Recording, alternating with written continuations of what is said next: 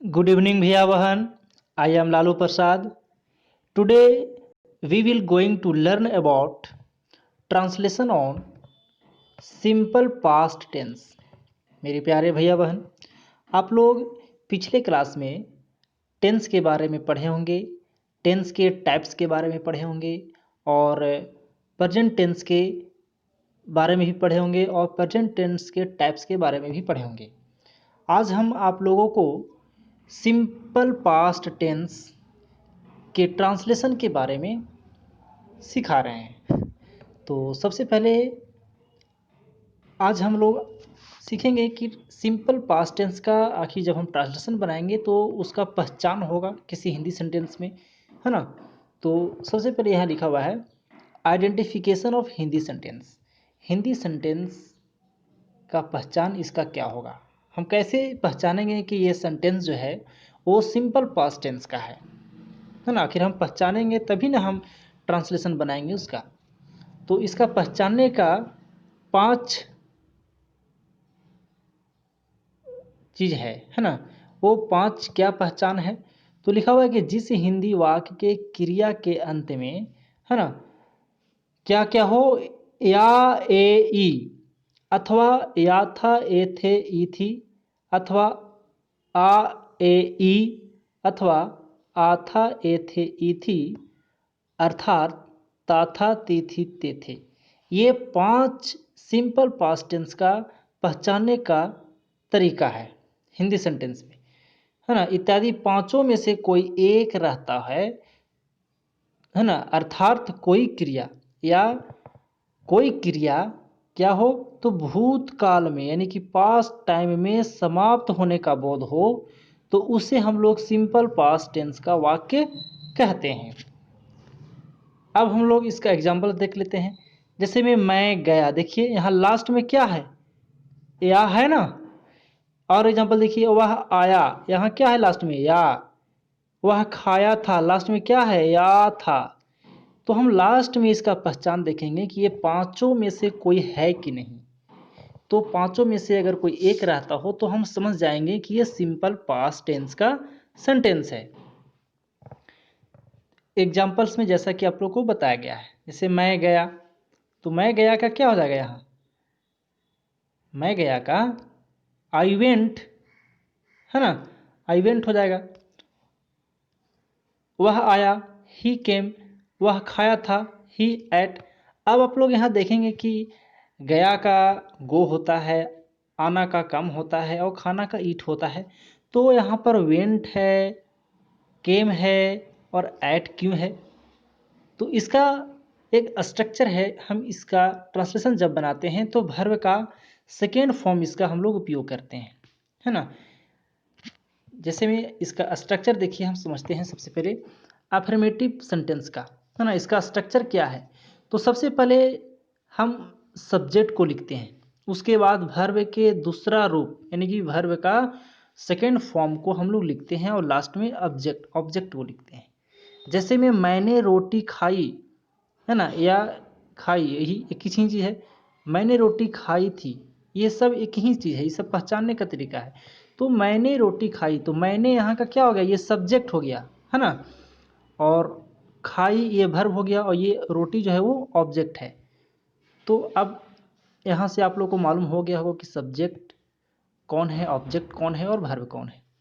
तो इसी स्ट्रक्चर पर हम इस सेंटेंस को इंग्लिश के ट्रांसलेशन बनाएंगे। जैसे मैंने रोटी खाई, तो क्या हो जाएगा, मैंने आई एट ब्रेड, है ना।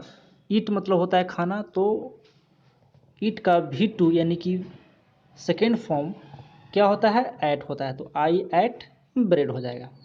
मोहन पटना गया था, देखिए गया था, है ना।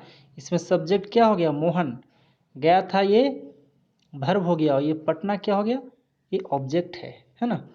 तो सबसे पहले हम मोहन को लिखेंगे, सब्जेक्ट को लिखते हैं, है ना। क्या लिखते हैं, हम सब्जेक्ट को लिखते हैं, उसके बाद वर्ब को लिखते हैं, उसके बाद ऑब्जेक्ट को लिखते हैं। तो मोहन क्या हो गया, यहाँ पर सब्जेक्ट हो गया, went to Patna, went verb हो गया और पटना ऑब्जेक्ट हो गया। तो सब्जेक्ट V2 ऑब्जेक्ट यहाँ आ गया, है ना। इसी प्रकार हम लोग और सेंटेंस का ट्रांसलेशन बनाएंगे। तो दूसरा आपका है नेगेटिव सेंटेंस। नेगेटिव में क्या होता है, नकारात्मक वाक्य जिसमें हम लोग नहीं लगाकर बनाते हैं, है ना। जैसे मैंने रोटी नहीं खाई, है ना, या मैंने रोटी नहीं खाई थी। मोहन पटना नहीं गया, है ना, या गया था। तो इसका स्ट्रक्चर क्या होगा, सबसे पहले हम सब्जेक्ट लिखते हैं, उसके बाद आप लोग पिछले सिंपल प्रेजेंट टेंस में नेगेटिव में आप लोग डू और डज लगाते थे, है ना। तो हम लोग सिंपल पास्ट के नेगेटिव सेंटेंस से हम लोग डीड लगाएंगे, है ना, डीड प्लस नोट, उसके बाद भी1 यानी कि वर्ब का फर्स्ट फॉर्म यानी कि मूल रूप जो होता है भी1 उसको हम लोग लिखेंगे, उसके बाद ऑब्जेक्ट को लिखेंगे। तो जैसे मैंने रोटी नहीं खाई थी, क्या हो जाएगा, I did note eat bread. देखिए यहाँ ईट भी1 और ऑब्जेक्ट हो गया। इसी प्रकार मोहन पटना नहीं गया था या मोहन पटना नहीं गया, तो क्या हो जाएगा, Mohan did not go to Patna, बन जाएगा इसी प्रकार का, है ना। अब हम लोग तीसरा सेंटेंस को देखते हैं। तीसरा में आपका है इंट्रोगेटिव सेंटेंस, है ना। इसमें क्या होता है कि हम लोग यस नो में क्वेश्चन पूछते हैं, तो शुरू में हिंदी में इसका क्या लगा रहता है। जैसे में क्या आप रोटी खाए थे, या क्या आप रोटी खाएं, क्या आप पटना गए, है ना। तो शुरू में क्या जब रहता है तो हम लोग सबसे पहले हेल्पिंग वर्ब को बाहर निकालते हैं। तो सबसे पहले हम लोग क्या लिखेंगे, डीड, उसके बाद सब्जेक्ट लिखेंगे, उसके बाद वर्ब का फर्स्ट फॉर्म लिखेंगे, उसके बाद ऑब्जेक्ट लिखेंगे, और लास्ट में क्वेश्चन मार्क का चिन्ह जरूर देंगे, है ना, क्योंकि ये क्वेश्चन सेंटेंस है ना। जैसे में क्या आप रोटी खाए, तो क्या हो जाएगा, डीड यू ईट ब्रेड, और लास्ट में क्वेश्चन मार्क का चिन्ह दे देंगे। क्या आप पटना गए, तो क्या हो जाएगा, did you go to Patna, है ना। इसी प्रकार हम लोग चौथा सेंटेंस देखते हैं, इंट्रोगेटिव नेगेटिव सेंटेंस। इसी का नेगेटिव सिर्फ क्या करेंगे, वही स्ट्रक्चर रहेगा, सिर्फ हम सब्जेक्ट के बाद नोट लगाएंगे, है ना। जैसे क्या आप रोटी नहीं खाए या खाए थे, एक ही चीज़ है। तो क्या हो जाएगा, डीड यू नोट लगेगा यहाँ, नोट ईट ब्रेड, है ना। क्या आप पटना नहीं गए, तो क्या हो जाएगा, did you not go to Patna, और लास्ट में क्वेश्चन मार्क का चिन्ह दे देंगे। अब हम लोग पांचवा प्रकार के सेंटेंस को देखते हैं, प्योर इंट्रोगेटिव सेंटेंस, है ना।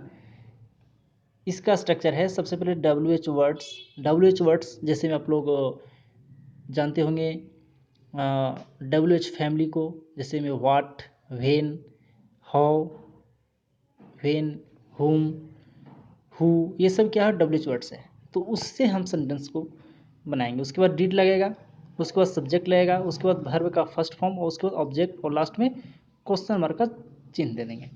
तो अब देखिए सेंटेंस इसका क्या है, आप रोटी कब खाए थे, कब यहाँ बीच में लगा रहेगा, है ना। तो जब सेंटेंस के बीच में कब, क्या, क्यों जैसे वर्ड रहा हो, तो सबसे पहले जब उसको हम लोग इंग्लिश बनाते हैं तो सबसे पहले उसी को हम लोग लिखना स्टार्ट करते हैं। तो कब का क्या होता है, व्हेन, तो व्हेन के बाद हम क्या लिखेंगे, डिड लिखेंगे, उसके बाद सब्जेक्ट, उसके बाद वर्ब, उसके बाद ऑब्जेक्ट। तो क्या हो जाएगा, when did you go, when did you eat bread. उसी प्रकार आप पटना क्यों गए, या आप पटना क्यों गए थे, तो why did you go to Patna, बन जाएगा इसी प्रकार। आइए लास्ट सेंटेंस आपका है प्योर इंट्रोगेटिव नेगेटिव सेंटेंस, है ना। इसमें सिर्फ नेगेटिव लग जाएगा, नोट लग जाएगा, सब्जेक्ट के बाद नोट लग जाएगा। सेम चीज़ वही रहेगा जो पिछले सेंटेंस में था।